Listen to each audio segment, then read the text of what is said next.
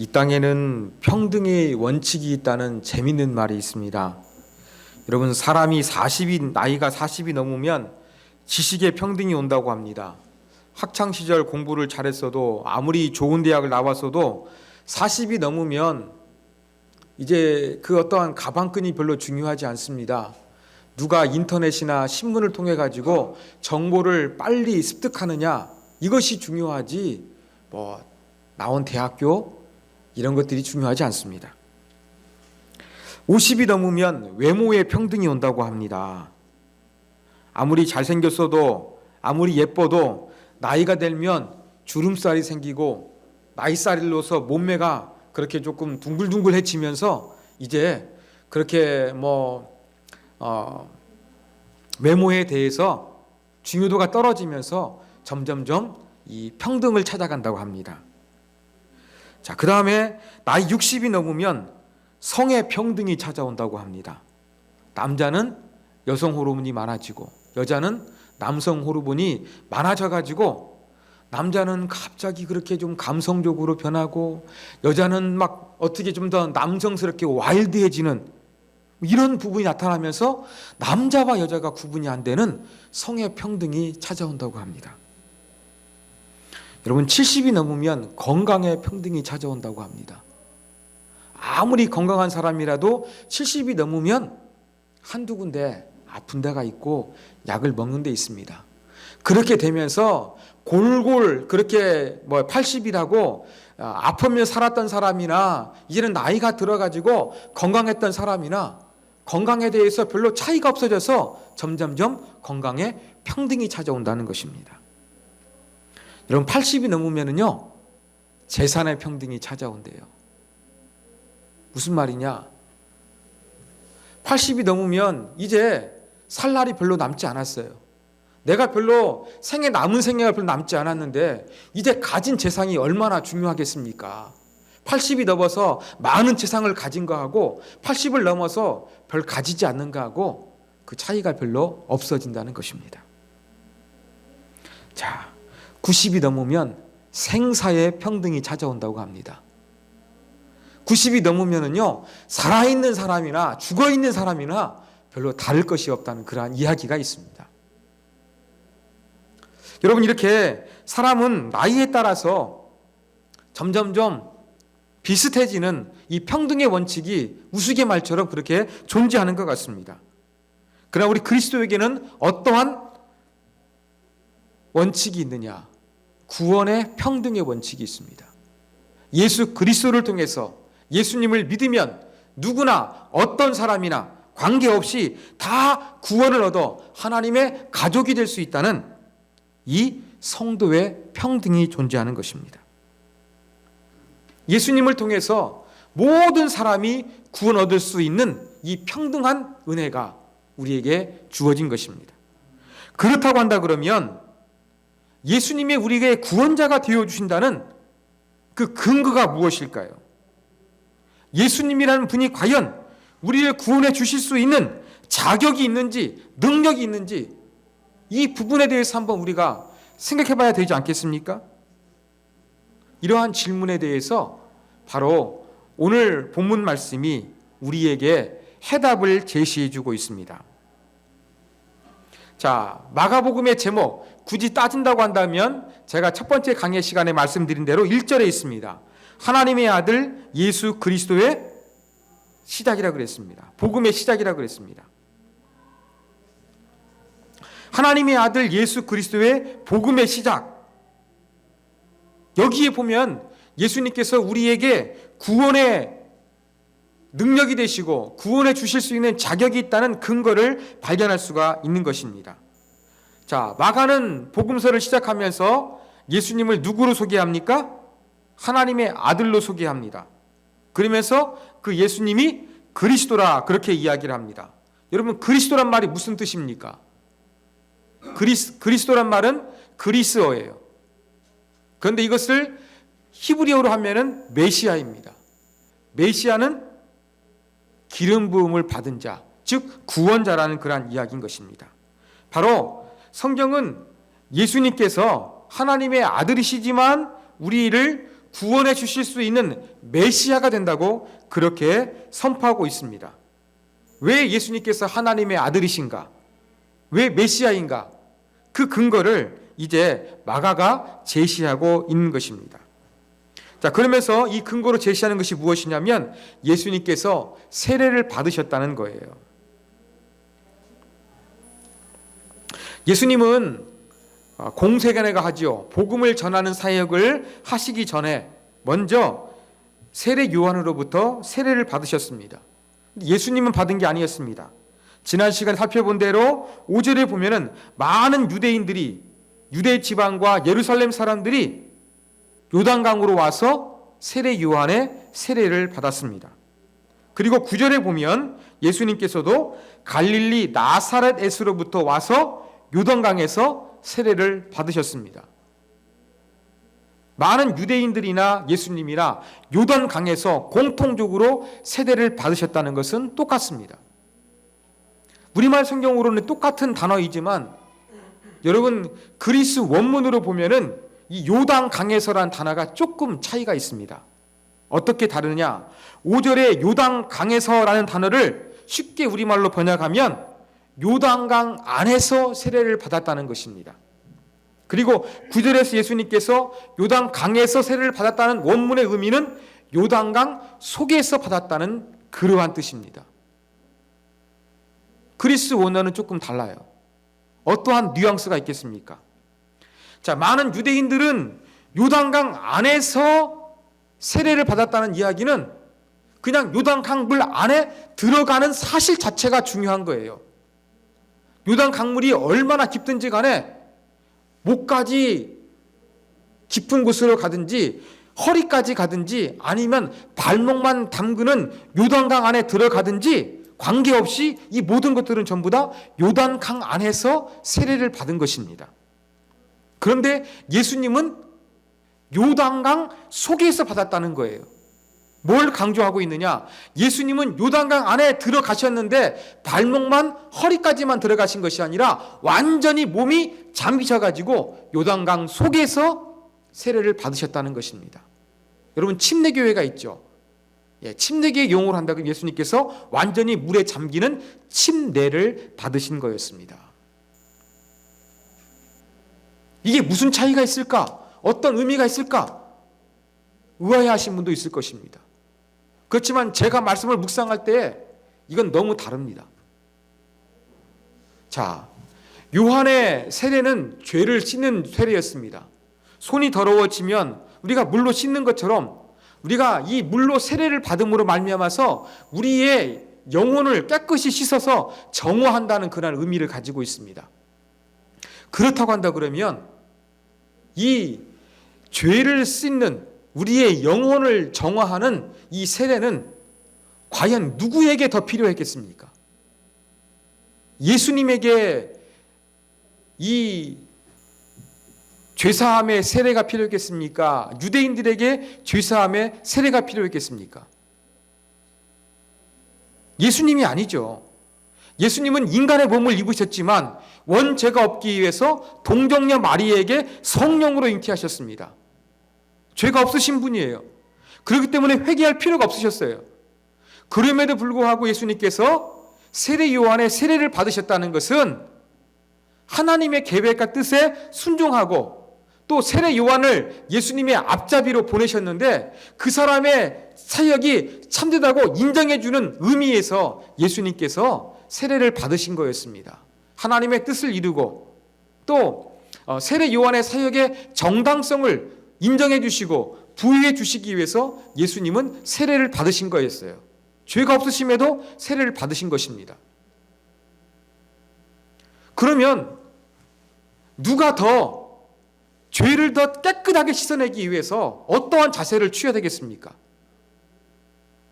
죄 없는 예수님이 요단 강물에 완전히 잠기셔야 되겠습니까? 아니면은 이 죄를 많이 짓고 사는 유대인들이 요단 강물에서 발목만 담궈야 되겠습니까? 죄를 많이 진 유대인들이 완전히 요단 강물에 잠겨가지고 그들의 영혼을 정화해야 되지 않겠습니까? 그런데 오늘 본문에 보면 원어의 의미를 보면 반대예요. 오히려 철저한 이 죄 용서가 필요한 유대인들은 요단 강물에 들어가서 세례를 받았는데, 예수님은 죄가 없음에도 불구하고 요단 강물에 완전히 잠겨서 이 세례 요한의 세례를 받으셨던 것입니다. 이것이 어떤 의미가 있겠습니까? 예수님은 하나님의 뜻 가운데 순종하셨어요. 그래서 예수님은 이제 그 말씀을 이루기 위해서 이 죄사하는 요한의 세례를 친히 받으신 것입니다. 그렇다고 해서 억지로 받는 모습은 무엇이겠습니까? 그냥 요단 강물에 발 담그고 세례 요한한테 세례 받으면 되겠지요. 근데 예수님은 어떠한 모습입니까? 완전히 철저하게 죄를 지은 사람처럼 요단 강물에 잠기시는 세례를 받으셨습니다. 이것은 예수님이 어떤 모습을 보여주고 있느냐? 죄가 절실히 필요한 인간처럼 죄인이 되셔서 철저하게 낮아지신 예수님의 모습을 보여주고 있는 것입니다. 자, 이렇게 예수님이 세례를 받으신 다음에 어떤 광경이 펼쳐졌는가? 이제 그 부분도 살펴보도록 하겠습니다. 그게 바로 10절과 11절에 기록되어 있습니다. 물에서 올라오실 때 하늘이 갈라짐과 성령이 비둘기같이 자기에게 내려오심을 보시더니 하늘로부터 소리가 나기를 너는 내 사랑하는 아들이라 내가 너를 기뻐하노라 하시니라 하는 음성이 울려 퍼지게 되었습니다. 여기에는 세 가지 현상이 있습니다. 제가 빨간 글로 해놨는데요. 하늘이 갈라진 것, 성령이 비둘기같이 내려온 것, 하늘로부터 소리가 들린 거였습니다. 자, 이 세 가지 사건에는 공통점이 있습니다. 어떠한 공통점이 있습니까? 시작이 어디냐? 움직임의 근원지가 어디냐? 하늘이라는 것입니다. 하늘이 갈라진 것도 위에서입니다. 성령이 비둘기같이 내려온다는 것도 위에 있다는 것을 전제합니다. 하늘로부터 소리도 하늘 위에서 울려 퍼지는 음성입니다. 여러분, 이렇게 예수님의 세례 받은 이후에 하늘로부터 세 가지 현상이 나타난 것은 뭘 의미하겠습니까? 이 성경 가운데서 하늘이 가지고 있는 의미가 있는데, 그 중에 중요한 하늘의 의미는 신적인 기원을 이야기하는 것입니다. 그렇다고 한다 그러면 예수님이 세례를 받으신 이후에 하늘로부터 세 가지의 현상이 나타났다는 것은 예수님이 우리의 구원자시라고 그랬죠. 메시아라고 그랬죠. 하나님의 아들이라고 그랬죠.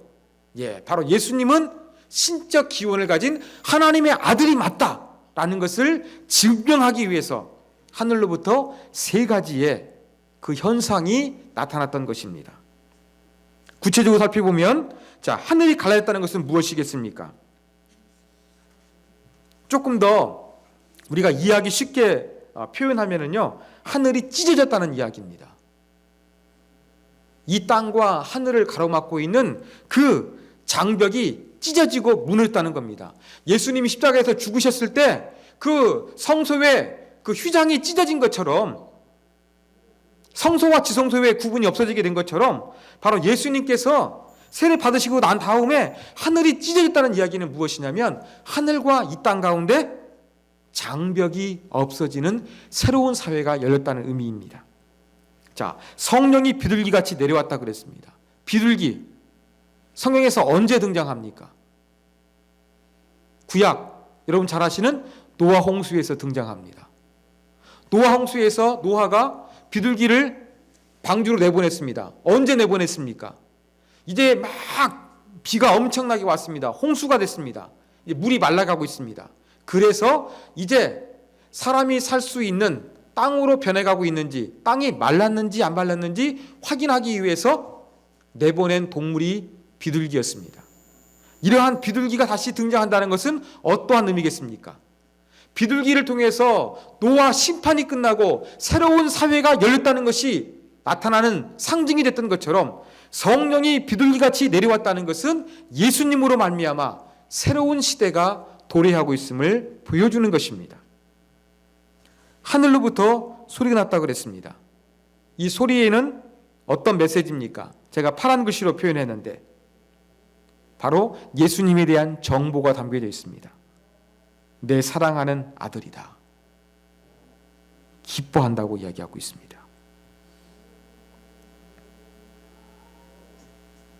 이런 걸 통해서 이 세례받은 이후에 하늘로부터의 세 가지 현상, 또 가장 중요한 하나님, 성부 하나님의 음성을 통해서 예수님은 하나님의 아들이다. 그리고 하나님께서 기뻐하시는 존재라는 부분들을 명확하게 선포하셨다는 것입니다. 예수님이 왜 우리의 구원자가 되시느냐? 이렇게 세례를 통해서 예수님의 근원이 하늘과 연결되어 있고 하나님의 음성으로부터 진정으로 인정된 분이시기 때문에 우리의 구원자의 자격을 가지고 계신 것입니다. 자, 그 다음 이제 마가가 소개하는 것은 예수님께서 시험을 받으셨다는 것을 말씀하고 있습니다. 12절 보면 성령이 곧 예수를 광야로 몰아내신지라 그렇게 이야기하고 있습니다. 여러분, 몰아내셨다라는 단어를 통해 가지고 예수님께서는 가기 싫은데 성령께서 억지로 등 떠밀어 예수님께서 광야에 거하시게 되신 것처럼 그렇게 우리가 느껴지는 것입니다. 자, 이렇게 성령께서 예수님을 광야로 몰아내신 이유는 무엇일까요? 이 광야의 시험이 불가피했음을 보여주는 것입니다.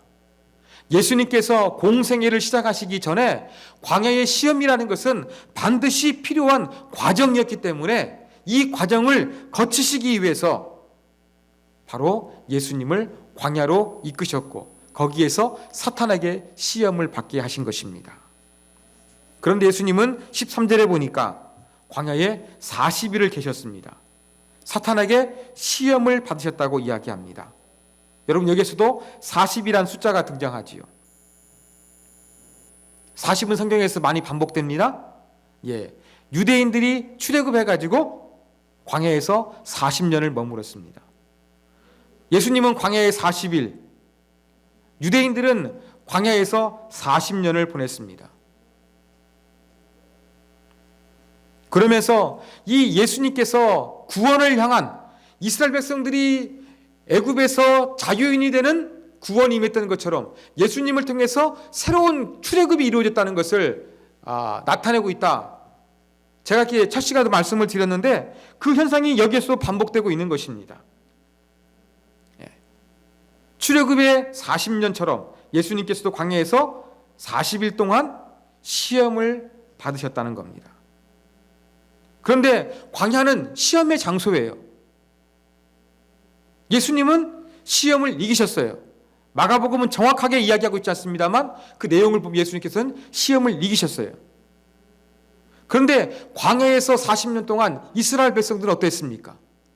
불순종으로 하나님을 시험하다가 광야에서 출애굽 1세대가 전부 다 멸절당하게 되는 끔찍한 사건이 벌어지게 되었습니다. 이스라엘 백성들의 광야는 실패의 장소였지만 예수님의 광야는 승리의 장소가 되었던 것입니다. 그러면서 시험을 이기시고 이제 성경이 언급하고 있는 특이한 구절이 있습니다. 들 짐승과 함께 계셨다는 것입니다. 여러분 머릿속에서 상상이 되는 들 짐승은 어떠합니까? 친밀합니까? 반려동물의 이미지가 있습니까? 전혀 없습니다. 우리는 들 짐승 생각하게 되면 무섭고 사납고 두려운 존재를 떠올리게 됩니다.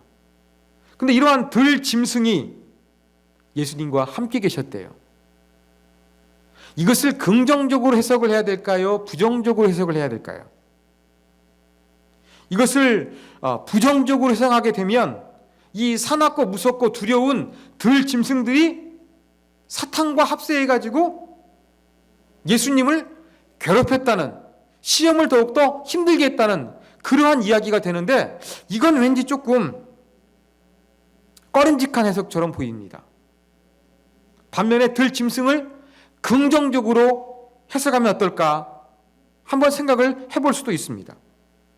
그리고 성경학자들은 함께 있다라는 단어가 마가복음에 있으면 대부분이 긍정적이라고 합니다. 그래서 이 들 짐승과 함께 있다는 것도 긍정적으로 해석을 해야 한다, 이렇게 주장합니다. 이러한 주장은 성경 정체 해석과 잘 또 맥락도 닿는 것입니다. 자, 하나님께서 창조하신 에덴 동산 어땠습니까? 인간이 타락하기 이전에 에덴 동산은 어땠습니까? 들 짐승은 두려운 존재가 아니었습니다. 무서운 존재가 아니었습니다. 그렇다고 한다 그러면 이 예수님께서 들 짐승과 함께 있다는 것은 에덴의 상태를 회복하는 것입니다.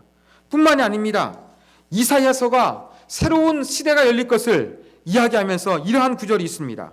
그때의 이리가 어린 양과 함께 살며 표범이 어린 연소와 함께 누우며 송아지와 어린 사자와 함께 살진 짐승이 함께 있어 어린아이에게 끌리며 암소와 곰이 함께 먹으며 그것들의 새끼가 함께 엎드리며 사자가 소처럼 풀을 먹을 것이며 젖먹는 아이가 독사의 구덩이에서 장난하며 젖된 아이가 독사의 굴에 손을 넣을 것이다.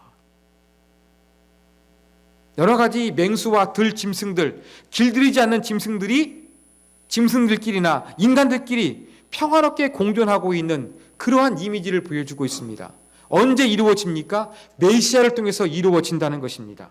그런데 예수님께서 40일 금식 기도하실 때에 들 짐승과 함께 있었다는 것은 에덴이 회복되고 이제 새로운 세계가 열리게 됨을 보여주고 있는 그러한 상징적인 모습으로서 예수님은 들 짐승과 친화적으로 함께 계셨던 것입니다.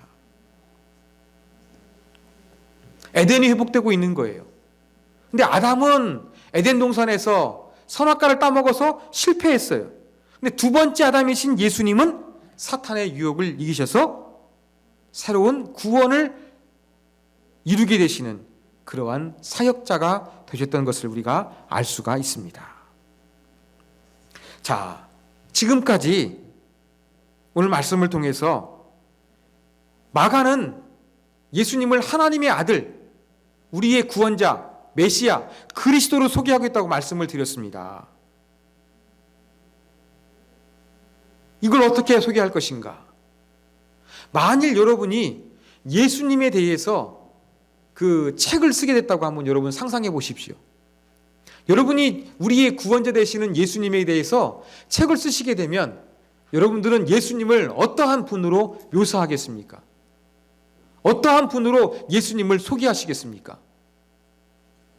저 같으면 능력이 많으신 예수님, 자연을 통치하시는 예수님, 아니 자연을 넘어서 초자연적인 능력을 가지신 예수님, 오병이어와 같이 놀라운 능력을 통해 가지고 우리의 필요를 풍성하게 채워주시는 예수님.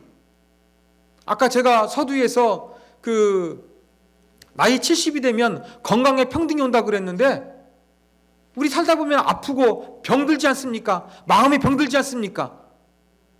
이러한 질병으로부터 우리를 치료해 주시는 예수님, 내 모든 염려와 근심과 몸뚱아리의 아픔이 떠나가게 되는 이 자유함을 주시는 예수님, 우리는 이러한 예수님을 아주 멋지게 소개하고 싶은 그러한 생각이 듭니다. 그런데 마가는 어떻게 했습니까? 마가는 예수님을 소개하면서 어떻게 소개하고 있습니까? 시작부터 능력을 행하시고 기적을 행하시고 사람들을 고치시고 그 권능이 얼마나 크신지를 보여주시는 그러한 어미로운 모습을 보여주고 계십니까? 아닙니다. 어떠한 모습입니까? 예수님은 쓸데없는 것처럼 보이는 세례 요한의 세례를 받으셨다는 거예요. 예수님은 하나님의 아들이심에도 불구하고 사탄에 의해서 40일 동안 시험을 받으셨다는 것을 먼저 소개하고 있습니다. 이 두 가지가 왜 이렇게 가장 먼저 예수님을 소개하는 사건이 되는 것일까요?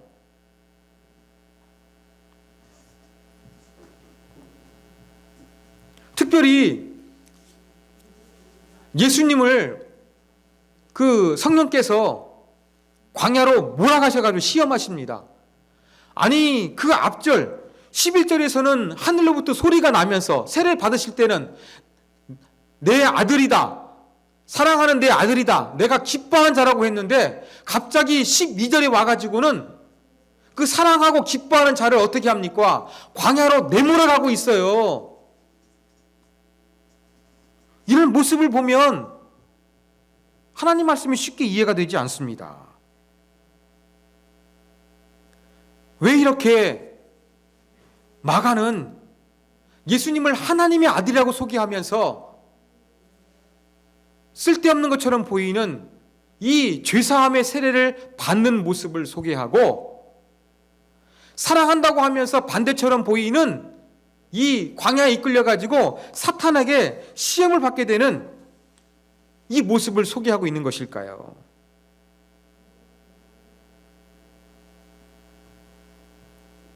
마치 그 세례 받을 때에는 신적인 권위가 인정된 것 같았어요. 하늘로부터 소리가 나가지고 사랑하는 내 아들이다, 내가 기뻐하는 자다. 그러는데 갑자기 광야에서는 광야로 몰아내가지고 시험을 합니다. 이런 모습을 보면 하나님께서 예수님을 광야에 완전히 내동댕이 치는 그러한 모습처럼 느껴집니다. 이게 어떤 의미가 있겠습니까? 아무리 사랑하는 하나님의 아들이신 예수님이라 할지라도 광야에서의 시간이 반드시 필요했다는 것입니다. 여러분 13절 보면은 천사들도 함께 했다고 이야기하고 있어요. 그런데 천사들이 예수님을 시험하는 것을 막았습니까? 타락한 천사들이라고 이야기하고 있는 마귀들이 예수님을 유혹하고 시험할 때에 천사들이 앞장서 가지고 예수님을 보호했습니까? 전혀 그렇지 않았습니다. 천사들은 예수님과 함께 있으며 또 하나님이 그를 사랑하시며 그를 통해서 일하신다는 것을 보여주시기 위해서 그곳에 함께 있었던 것 뿐이었습니다.